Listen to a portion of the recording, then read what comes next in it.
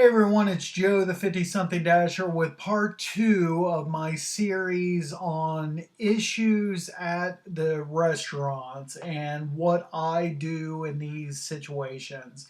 Now, part two here kind of goes hand in hand with issue number one, but I thought still I would shoot like make this a separate installment to the series. But what do you do when the lobby is locked? Like it's like the drive-through is open only at a particular restaurant. And in my market, I see this a lot of times early in the mornings. Like before 7 a.m. This is almost like a daily thing that I have to deal with at the restaurants in my market. I do 5 to 6 pickups before 7 o'clock in the morning on a weekday. One of those 5 to 6 restaurants, the doors are going to be locked. So what do you do? Well, I treat this similar to my other like 10-minute drops. If I go to a McDonald's and the lobby's locked, okay, I hope no dashers are doing this, but if it's a restaurant where you're supposed to go into the lobby and the lobby is locked, but there's a drive through, I hope nobody is just like automatically just marking that the store is closed. So, I mean, please don't do that. That's gonna get you in trouble, I would think, if you did that on like a regular basis. Um, no, if the lobby's locked, you're supposed to then go through the drive-through. But and sometimes I start with the doors and then I go through the drive-through and they say no, go inside the lobby. We'll unlock the door for you. And that happened to me this morning. So sometimes you could get like bounced around like that, but it's the same thing in this situation is with any time I go to a restaurant. When I get to the restaurant and I'm getting out of my car to go to the door, I start my timer. So if I have to mess around with the drive through and all this and that and back and forth between the doors, drive through door, hey, that's all included in the 10 minutes. So, and I forgot to mention in that previous video, the 10 minutes. I should do a. Now I'm gonna have to do a throw a comment on that first video or something. I forgot to talk about this. Um, the 10 minutes is only when you are on the property of like the restaurant. Okay, so and this is from my experience. So you know how when you are assigned to an order, you're driving to the restaurant, and the app will let you check in as arrived up to a quarter of a mile before actually arriving there. Okay, that time does not count towards your 10 minutes. I've tried that. So, like for instance, I'll be a couple traffic lights away.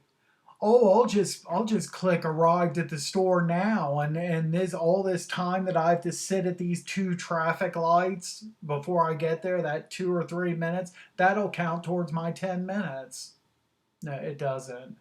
It's it'll the app can tell when you are on the property. Now you don't have to be inside the restaurant. You can be sitting in your car, but you just have to be, your phone has to be on the property of that restaurant, for the 10 minutes.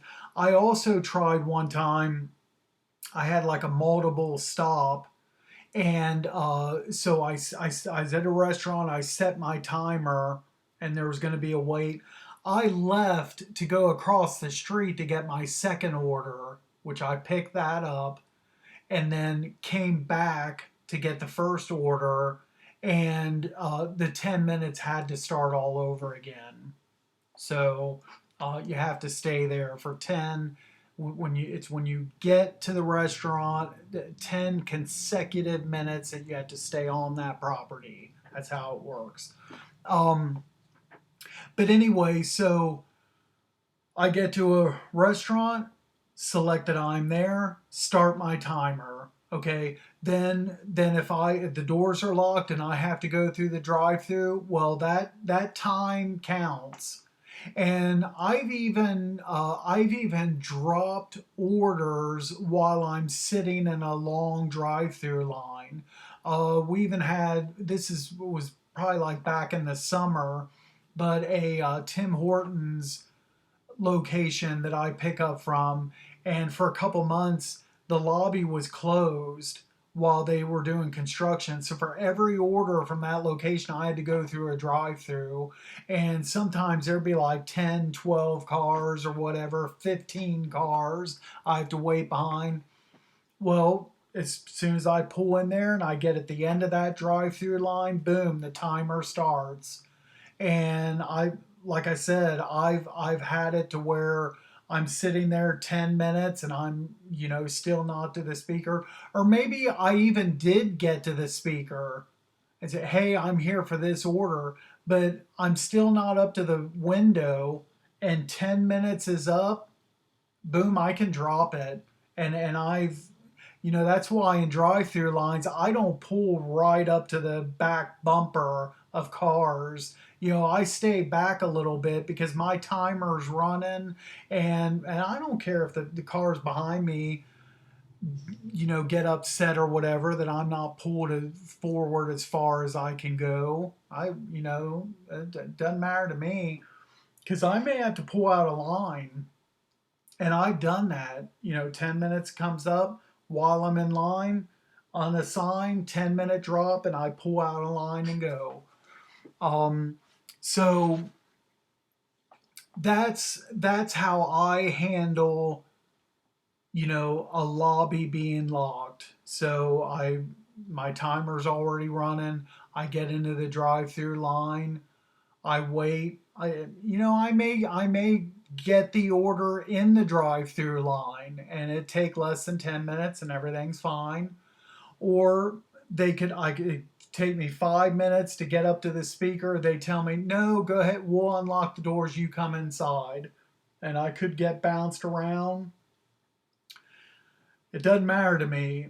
It's just, however I get it, whether it's inside the store or the drive-through, how I just need to get that order within 10 minutes, or chances are, unless it's a really high paying order, chances are I'm going to drop the order.